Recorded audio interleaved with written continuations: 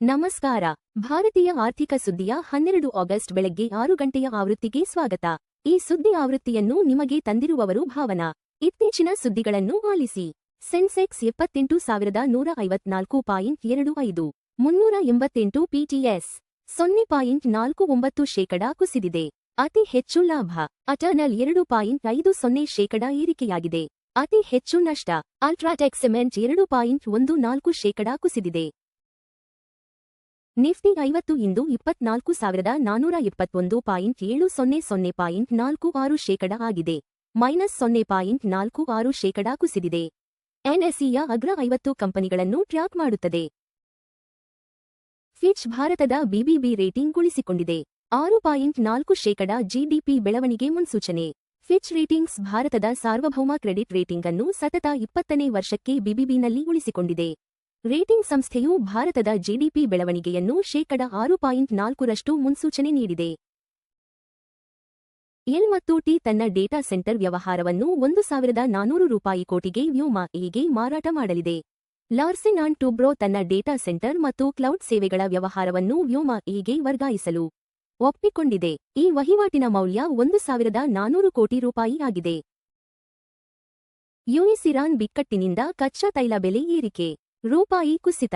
US dollar ಎದುರು ಭಾರತೀಯ ರೂಪಾಯಿ 2 ವಾರಗಳ ಕನಿಷ್ಠ ಮಟ್ಟಕ್ಕೆ ಕುಸಿದು ನಿನ್ನೆ 95.43ಕ್ಕೆ ಮುಕ್ತಾಯವಾಯಿತು. ಭೌಗೋಳಿಕ ರಾಜಕೀಯ ಉದ್ವಿಗ್ನತೆಯಿಂದಾಗಿ ಕಚ್ಚಾ ತೈಲ ಬೆಲೆ ಶೇಕಡ 1.68% ಏರಿಕೆಯಾಗಿ ಪ್ರತಿ ಬ್ಯಾರೆಲ್ಗೆ $83 ಮತ್ತು 50 ಸೆಂಟ್ಗೆ ತಲುಪಿದ್ದರಿಂದ ಈ ಕುಸಿತ ಸಂಭವಿಸಿದೆ. ಭಾರತದ ಜುಲೈ ಚಿಲ್ಲರೆ ಹಣದುಬ್ಬರ ಶೇಕಡ 4.4% ಬದಲಾಗದೆ ಉಳಿಯುವ ಸಾಧ್ಯತೆ.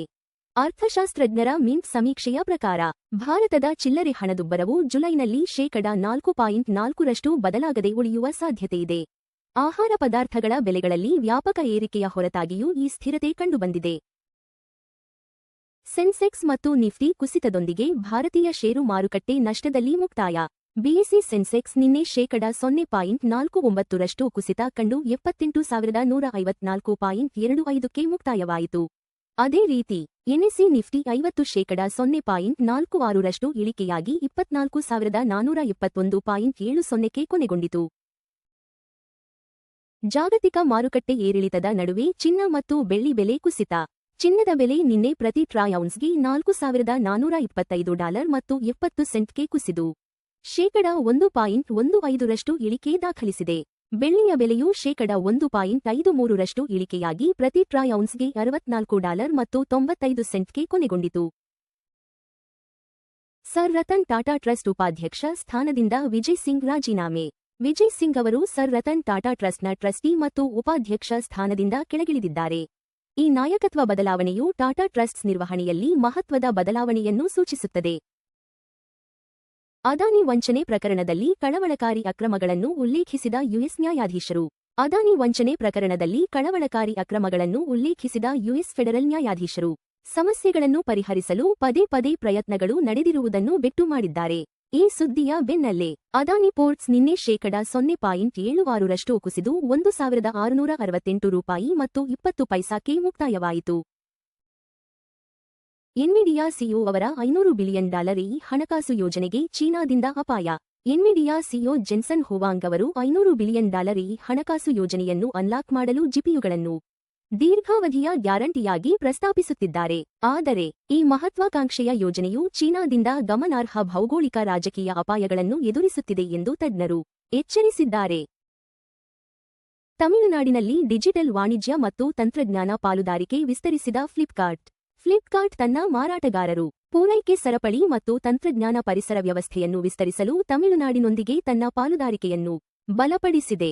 ಈ ವಿಸ್ತರಣೆಯು ರಾಜ್ಯದಲ್ಲಿ ಡಿಜಿಟಲ್ ವಾಣಿಜ್ಯವನ್ನು ಉತ್ತೇಜಿಸುವ ಮತ್ತು ಸ್ಥಳೀಯ ಸೇವಾ ಜಾಲಗಳನ್ನು ಬೆಂಬಲಿಸುವ ಗುರಿಯನ್ನು ಹೊಂದಿದೆ. ಎಫ್ಡಿ ಬಡ್ಡಿದರಗಳು ₹3 ಕೋಟಿಗಿಂತ ಕಡಿಮೆ. Kotak Mahindra bank 7.30%, bank of Baroda 7.15%, Punjab national bank 7.10%, HDFC bank 6.60%. ಚಿನ್ನ $4,425 ಮತ್ತು 70 ಸೆಂಟ್ 1.15% ಪ್ರತಿ ಟ್ರಾಯ್ ಔನ್ಸ್ಗೆ. ಅಂದಾಜು ಸಮ $1,35,727 ಪ್ರತಿ 10 ಗ್ರಾಂಗೆ. ಚಿನ್ನದ ಬೆಲೆ 1.15% ಕುಸಿದಿದೆ. ಹಿಂದಿನ ಮುಕ್ತಾಯ $4,477 ಚಿನ್ನದ ಬೆಲೆಗಳು ಜಾಗತಿಕ ಬೇಡಿಕೆ, ಡಾಲರ್ ಬಲ ಮತ್ತು ಹಣದುಬ್ಬರ ನಿರೀಕ್ಷೆಗಳನ್ನು ಪ್ರತಿಬಿಂಬಿಸುತ್ತವೆ. ಬೆಳ್ಳಿ $64 ಮತ್ತು 95 ಸೆಂಟ್ 1.53% ಪ್ರತಿ ಟ್ರೌನ್ಸ್ಗೆ. ಅಂದಾಜು ಸಮ $1,993 ಪ್ರತಿ 10 ಗ್ರಾಂಗೆ. ಬೆಳ್ಳಿ ಬೆಲೆ 1.53% ಕುಸಿದಿದೆ. ಹಿಂದಿನ ಮುಕ್ತಾಯ $65 ಮತ್ತು 96 ಸೆಂಟ್ರಿಂದ. ಬೆಳ್ಳಿ ಬೆಲೆಗಳು ಕೈಗಾರಿಕಾ ಬೇಡಿಕೆ, ಸೌರಶಕ್ತಿ ಮತ್ತು ಕೇಂದ್ರ ಬ್ಯಾಂಕ್ ನೀತಿಗಳೊಂದಿಗೆ ಸಂಬಂಧ ಹೊಂದಿವೆ.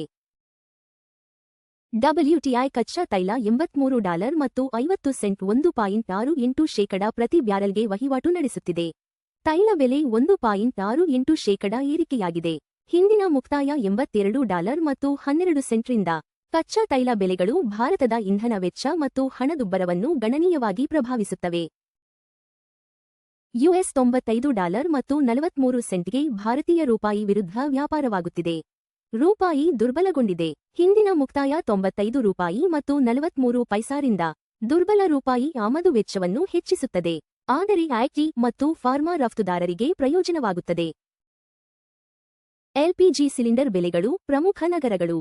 ಚೆನ್ನೈ $957 ಮತ್ತು 50 ಪೈಸಾ, $2,906.